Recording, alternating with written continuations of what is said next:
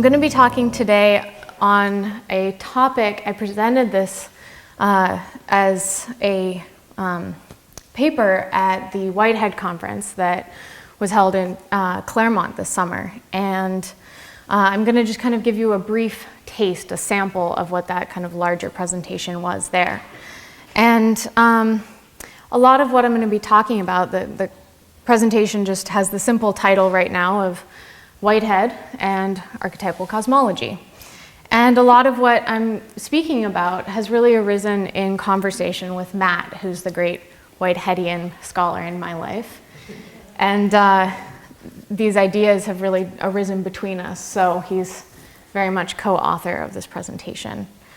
So what I'd like to posit and open up for further conversation is that Whitehead's process philosophy can perhaps provide us with a metaphysical basis for archetypal cosmology, for archetypal astrology. And for these ideas, I'm going to be drawing, just so you have kind of the background of the thinkers I'm bringing into this, on Jung, on James Hillman, Catherine Keller, David Ray Griffin, and Owen Barfield, among others, but those are kind of the primary players. And I'm just going to try and touch on the concepts, and I think at times you may be in a wash of Whiteheadian language, and just allow what images arise to come with those terms. And with the hope of this sparking further conversation that I can learn from, and we can carry on this conversation. So I feel really blessed to be in a community and family that explores the question of the astrological cosmos, and we are able to look at the multivalent ways in which astrology works. And so today I want to explore another question, which is why astrology works, if we can try and do that. And before I go further, I just want to touch on the nature of archetypes, and I'm going forward with the premise that you all have some sense at some level of what an archetype is. But to kind of set the tone, I want to draw on the great articulator of archetypes, Carl Jung, just this quote where he says, "A kind of fluid interpenetration belongs to the very nature of all archetypes. They can only be roughly circumscribed at best. Every attempt to focus them more sharply is immediately punished by the intangible core of meaning losing its luminosity. No archetype can be reduced to a simple formula. It is a vessel which we can never empty and never fill. It has a potential existence only, and when it takes shape in matter, it is no longer what it was." And I give you this quote to present how archetypes are not fully definable or describable without misrepresenting them, without dulling their divine luminosity. And so as I try and discuss a metaphysical basis for an archetypal cosmology, I am recognizing the impossibility of actually capturing the archetypal presence in a single metaphysical system, that it can't be fully explained. So this is just touching on it. In a conference in the early 80s put on by David Ray Griffin and Catherine Keller, there was this conference called Archetypal Process, bringing together Whitehead's process philosophy and Jung and Hillman's archetypal psychology. And Griffin drew a parallel between Jung's concept of archetypes and Whitehead's eternal objects. So for Whitehead, an eternal object is, and I quote, "any entity whose conceptual recognition does not involve a necessary reference to any definite actual entities of the temporal world." So, an eternal object, it's potentially relevant to some actual occasion. It's a possibility that's not yet defined as an actuality. So eternal objects, they're like Plato's forms in that they're real apart from their particular expression, but they're unlike Plato's forms in that, as Whitehead says, they're deficient in actuality. And so because of this deficiency of the eternal objects, they long to enter into actuality. To ingress is the term that Whitehead uses. They long to ingress into actual occasions of experience. So what are eternal objects? They're the ways we describe the world. They're the adjectives, the colors, the shapes, the feelings, the smells, the tastes, the qualities. Now, archetypes we come to actually understand through such qualities. But archetypes seem to be larger than those simple adjectives. Archetypes are unifying fields. They're gravitational attractors that draw together a complex array of eternal objects into a singular and yet always fluid form. So I want to make clear here that from how I'm approaching this, archetypes and eternal objects are not to be equated. And Grant Maxwell has written about this in a previous issue of the Archive Journal as well. So planetary archetypes, they include both the potentiality of Whitehead's eternal objects and the incarnate experience of actual occasions, so how we're living them in daily life. So archetypes are not just eternal objects or potentials because they have agency, they have autonomy. Archetypes are complex persons or personalities, to use James Hillman's language. Yet they have a metaphorical unity to their complexity. So Hillman says, all ways of speaking of archetypes are translations from one metaphor to another. In Whitehead's system, the source of all things is creativity, capital C. Creativity is primary. Creativity is the realm of pure potential, and thus it is chaos. I'm not going to go into the details of this, but Whitehead has, in his philosophical system, reasoned his way back to the existence of God. But God in Whitehead's system is not primary. Creativity is. So God is actually a creature of creativity, which solves a lot of problems that God has had to carry. So God orders this chaos of pure potentiality, the chaos of creativity, into a hierarchy of eternal objects. I want to be careful with that term hierarchy, that there's a relational order, but not a ranking of value. So God orders the chaos of pure potentiality into the hierarchy of eternal objects, and, I posit, orders the archetypes. So God takes the chaos and turns it into cosmos. And God is born of that chaos. So God is the first concrescence, the first and everlasting concrescence coming into being, the first achievement of chaos becoming cosmos. There's an image that I like to draw on to try and express this idea of chaos becoming cosmos. And I'm grateful for Travis's presentation this morning speaking about light. It feels very related to this. So the image I want to draw is one of a prism. And if you think of creativity, that realm of pure potential and chaos, as the white light, and then you can think of God as the prism. And the white light passes through God. God orders that creativity into the refracted colors, the archetypes.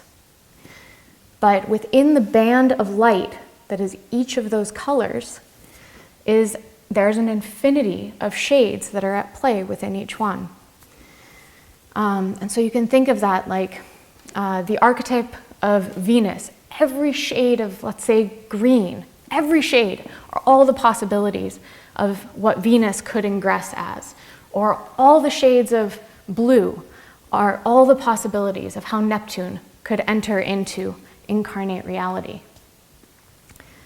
So the moment that a child takes their first breath, that is the first concrescence of that being independent of the mother's body. Now, to use Whitehead's language, technically, a child is actually a society of actual occasions, each of which are concressing, making the experience of the newborn in that moment. Now, that first moment, that inhalation, that first breath, that's when the birth chart is set. That's the time that we take that when we calculate the birth chart. Why that moment? Well, when concrescence happens, all past actual occasions, so everything that's ever happened that has, to use Whitehead's language, perished into objective immortality, they all become one and are prehended by, in this moment, the child. So Whitehead says, the many become one and are increased by one. And that happens every moment. Every actual occasion is concressing. So every archetypal expression that has ever existed is, in that moment, gifted to the child. But Whitehead says that past actual occasions that are most felt by the concressing actual occasion of that moment, so in this case, again, the child, are those that are immediately prior. So the positions of the planets and the correlated archetypal energies enacted everywhere on Earth at that moment of that inhale of breath as independence, all of that is inherited by the child. And as the child lives and grows into her subjectivity, you can see as the crest of her concressing wave, she continues to inherit the archetypally ordered actual occasions, and this we see in transits. Yet the birth chart's still effective throughout the whole life. Why is that? Why isn't it, in Whitehead's scheme, it would be just that each next moment is the most important, but there's something specific about that first breath. How is that? I want to return to the image of God for a moment as an eternally concressing actual occasion. You can think of God, if you think of a concressing actual occasion like a wave that crashes, you can think of God as a wave that never crashes, that just keeps going. It's never perishing. And as God's wave is in this everlasting concrescence, God is feeling the procession of the cosmic community of finite actual occasions. So perhaps it's the same as with the child in the moment of that first breath, that actually the first breath, that concrescence, is an everlasting concrescence. That wave also never crashes.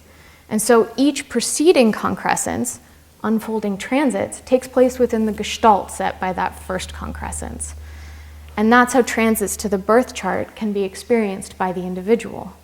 So I'm trying to imagine it like the birth chart also is like a prism. And the refracting archetypal potential becomes the archetypal particulars of this person. Whitehead's God has two natures, the dipolar nature of God. And there's the primordial pole and the consequent pole. Now, the primordial pole orders the realm of eternal objects, like we talked about before, so that they can ingress into the actual occasions of the cosmic community. The consequent pole is actually what's going on when they ingress. So the consequent pole feels the experiences of this world and adjusts the ordering of the eternal objects according to that. So it's this recursive loop that, in a way, God is experiencing the ordering of the eternal archetypes through all of our experiences and then changes them, changes that ordering, so new experiences arise. And just as God reorders the eternal objects, perhaps that is also what's happening with the eternal objects within the archetypes. So as they ingress into living manifestation, we participate in their becoming. We co-creatively engage with them. So archetypes also have a consequent nature. They feel what we feel, which forever reshapes the potential for their future ingression.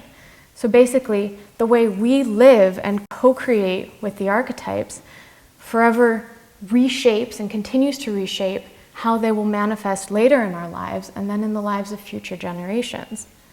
So it's almost like the cosmos is inviting us through that to participate. Our participation is actually enacting an evolution in the archetypes themselves. And so by consciously engaging with them, by co-creatively manifesting them, we're each able and also have the responsibility to reshape the potentialities of the future. So I'm going to leave it there for now and see where we go from there with the conversation. Thanks.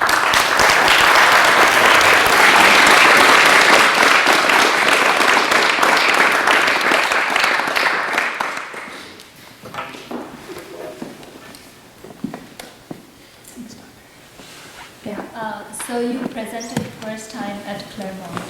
How was it received?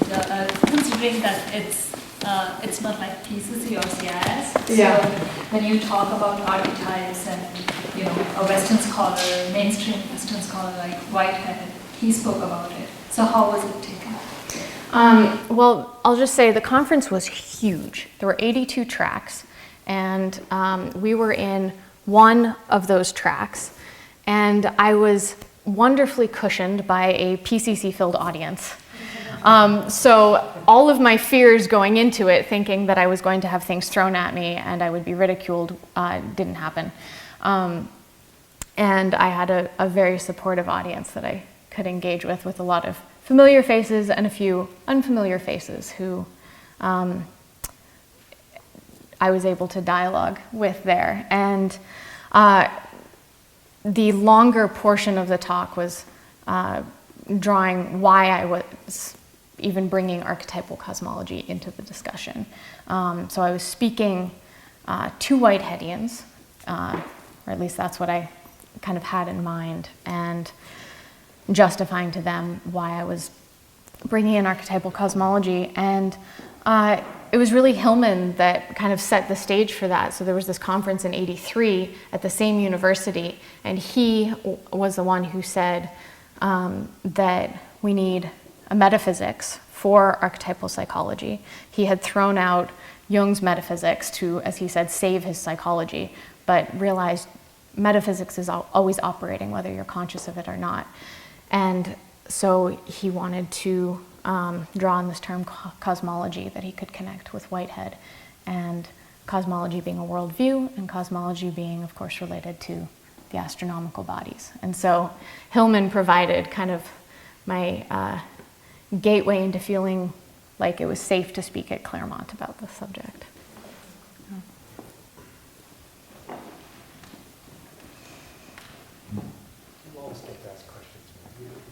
Yeah, you should be up here helping me answer them. Thanks, Becca. It was great to follow along as you were metaphysically speculating about why astrology works. And my question is, for you personally, I mean, you articulated this paper, so it must be important for you in some sense to understand the why of astrology, but maybe you can talk about the relationship between that question and the practice of astrology, which can operate independently of having an explanation for how it could be possible, right? So there's the practice, and then there's the theory. Mm-hmm. And for me, I'm interested in Whitehead because it's all theory, and I love theory.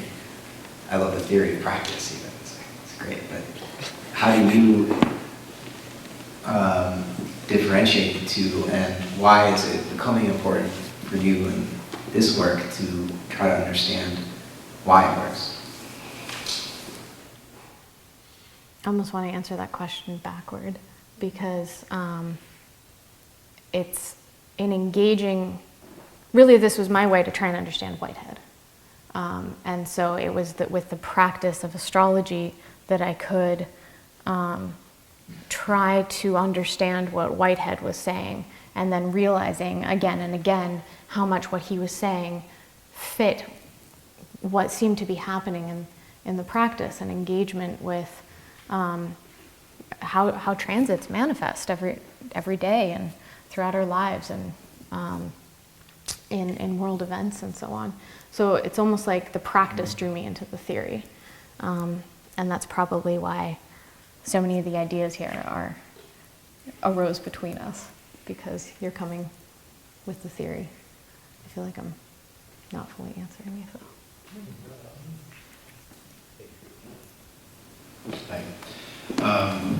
At the Claremont talk, one of the ideas that you put forward that got a lot of people excited and talking after you had gone was the possibility of a polytheistic processive metaphysics. And so there's a kind of mutual intelligibility that arises between archetypal cosmology and processive cosmology, but then you also had a way of sort of massaging process metaphysics through a kind of polytheistic, zodiacal sense. So I wonder if you could rehearse that for us now. It was pretty rich. Well, I mean, with the idea of God ordering the actual occasions, and I mean, kind of the mysterious part is the archetypes being these kind of attractors for the actual occasions that continue to be expressed with them. And those archetypes, those attractors, are in their own way gods. And in a way, you could almost see it as many nested prisms. God is the prism that refracts the many colors, and then each color with its many shades is another refraction. And then maybe each of us is another prism that refracts that once again as we live. I may have one aspect and you might have the same one, but we live them out completely differently. And so we're each prisms as well. And so there's kind of a polytheism within each of us, going all the way back. Okay. Last one, Sean. Is that it? Last one? No, you're the last one. Thank you for those guidance.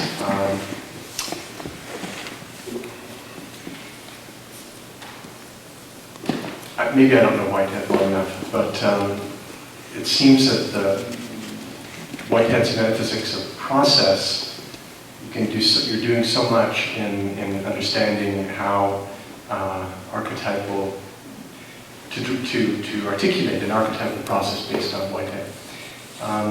I don't see I'm wondering what happened to the Jung side of things, where process is not merely a kind of endless cycling back and forth between primordial and consequent, but that it's actually trying to go somewhere, which I don't really get with Whitehead's idea of creativity, chaos and creativity. Where for Jung, of course, there is a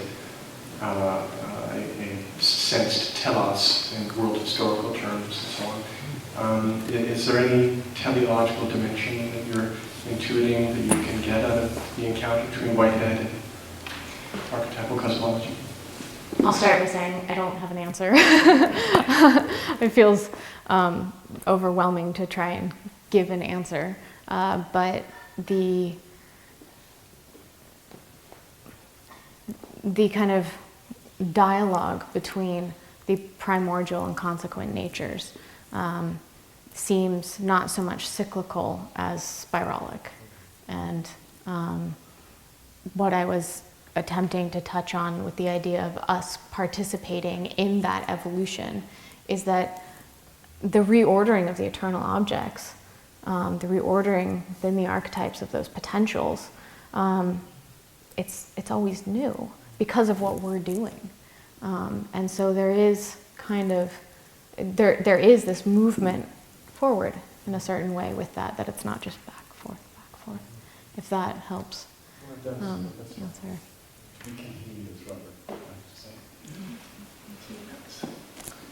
Thank you. Thank you.